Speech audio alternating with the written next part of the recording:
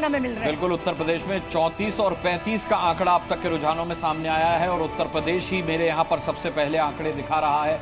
आप देख सकते हैं नगीना, मुरादाबाद, रामपुर, संभल, अमरोहा, मेरा ये जो आपको भगवा दिखाई दे रहा है, ये भारतीय जनता पार्टी के खाते में गया है। इसके अलावा भारतीय जनता पार्टी का जो प्रदर्शन रहा है उत्तर प्रदेश के अंदर, वो बहुत निराशाजनक रहा है, क्योंकि ये कहा गया था कि भाई भारतीय जनता पार्टी इस बार पहले से भी ज्यादा सीटों पर काबिज होगी, लेकिन इस बार भारतीय जनता पार्टी की हालत बहुत खराब है। अगर देखा जाए तो भारतीय जनता पार्टी अपने पुराने प्रदर्शन से भी बहुत ज्यादा पीछे है। वहां इंडिया गठबंधन भारतीय जनता पार्टी से इस वक्त आगे है। शोभना, बिल्कुल ठीक है। और मैं जल्दी से महाराष्ट्र का आंकड़ा दिखा देती हूँ। और देखिए, ये आंकड़ा बहुत तेजी के साथ बदल रहा है। जहां जहां भगवा रंग देख रहे हैं वहां पर बीजेपी आ रही है, यानी एनडीए गठबंधन। अमरावती और रामटेक जो है वो इंडिया गठबंधन के खाते में जा रहा है। नासिक, पाणगढ़, भिवड़ी, कल्याण, ठाणे, मुंबई उत्तर, तो कुल मिलाकर अगर हम उत्तर प्रदेश और महाराष्ट्र, जो कि दो बड़े राज्य हैं, उत्तर प्रदेश से 80 सीटें आती हैं और महाराष्ट्र से 48 सीटें आती हैं, ऐसे में यहां पर एनडीए गठबंधन को एक बड़ा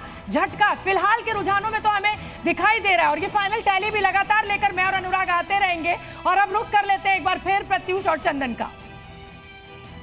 शुक्रिया शोभना जी। इस वक्त की बड़ी खबर अपने दर्शकों को बता दें, 543 सीटों के जो रुझान हैं उसमें 292 सीटों पर आगे है एनडीए और 221 सीटों पर इंडिया गठबंधन। अभी तक के जो आंकड़े हैं वो ये बताते हैं कि उत्तर प्रदेश में इंडिया गठबंधन बनाने का बहुत फायदा मिला और महाराष्ट्र में जिस तरह से शिवसेना और एनसीपी में तोड़फोड़ की बीजेपी ने, उससे कोई खास फायदा होता हुआ नहीं दिख रहा है। महाराष्ट्र की जनता उद्धव ठाकरे की शिवसेना को और शरद पवार की एनसीपी को ही समर्थन देती हुई दिख रही है और भारी नुकसान होता हुआ एनडीए को दिख रहा है महाराष्ट्र में।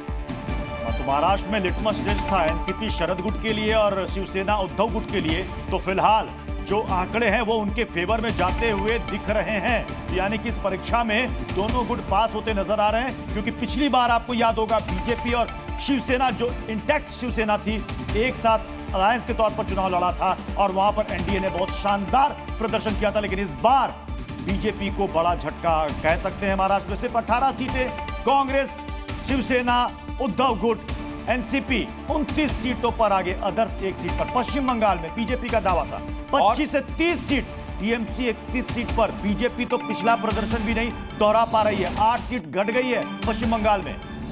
और बड़ी खबर आ रही है, पुरी से संबित पात्रा आगे निकल चुके हैं। इस वक्त की बड़ी खबर, ओडिशा से बीजेपी के लिए राहत की खबर, अच्छी खबर आ रही थी। और अब बीजेपी के संबित पात्रा, जो पिछली बार वहां से चुनाव हार गए थे, लेकिन इस बार संबित पात्रा 19,602 वोट से निकले। तो कहीं ना कहीं जो बंगाल में नुकसान हुआ है उसकी भरपाई ओडिशा में बीजेपी कह सकती है। आसनसोल से टीएमसी के शत्रुघ्न सिन्हा, शॉटगन शत्रुघ्न सिन्हा आगे चल रहे हैं। कभी बीजेपी से जीता करते थे पटना की पाटलिपुत्रा सीट से, अब वो यहाँ से पटना साहिब से जीता करते थे। अब वो यहाँ टीएमसी में उन्होंने पाला बदला। यहाँ से आसनसोल से ममता बनर्जी ने उनको खड़ा किया, तो उनकी उम्मीदों पर खरे उतरे हैं शॉटगन। यहाँ शत्रुघ्न सिन्हा आगे निकल रहे हैं। टीएमसी का प्रदर्शन पश्चिम बंगाल में बेहतर हुआ है, बीजेपी अपने दावे के अनुरूप आगे नहीं बढ़ पाई।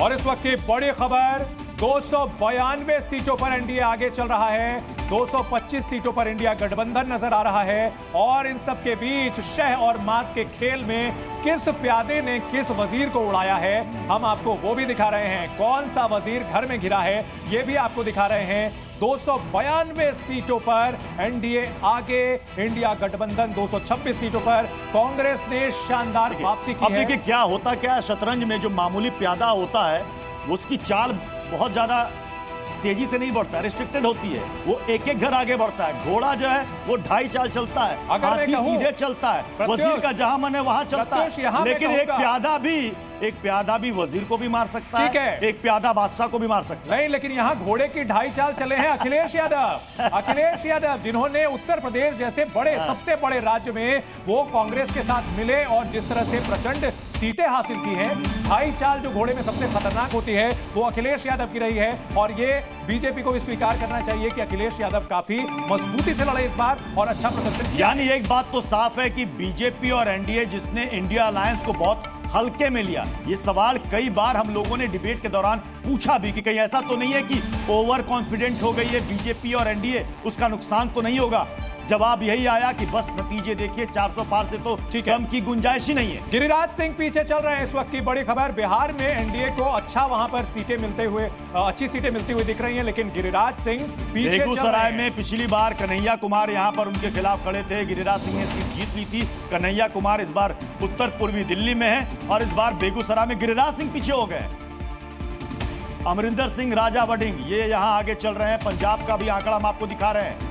लुधियाना कांग्रेस के राजा वडिंग सिंह लुधियाना से ये आगे चल रहे हैं। बिल्कुल, तो इस वक्त की बड़ी खबर आ रही है कि राजा वडिंग आगे नजर आ रहे हैं। उधर मध्य प्रदेश में सभी 29 सीटों पर बीजेपी आगे चल रही है। कांग्रेस के नकुल नाथ पीछे चल रहे हैं। वहां कांग्रेस का जो इकलौता गढ़ था वो भी प्रत्युष ढहता नजर आ रहा है और कमलनाथ, जिनकी तो चर्चा हो रही थी कि वो भी बीजेपी में आ सकते हैं। हालांकि शुरुआती राउंड में हमने देखा कि नकुलनाथ आगे चल रहे थे, लेकिन अब पीछे हो गए।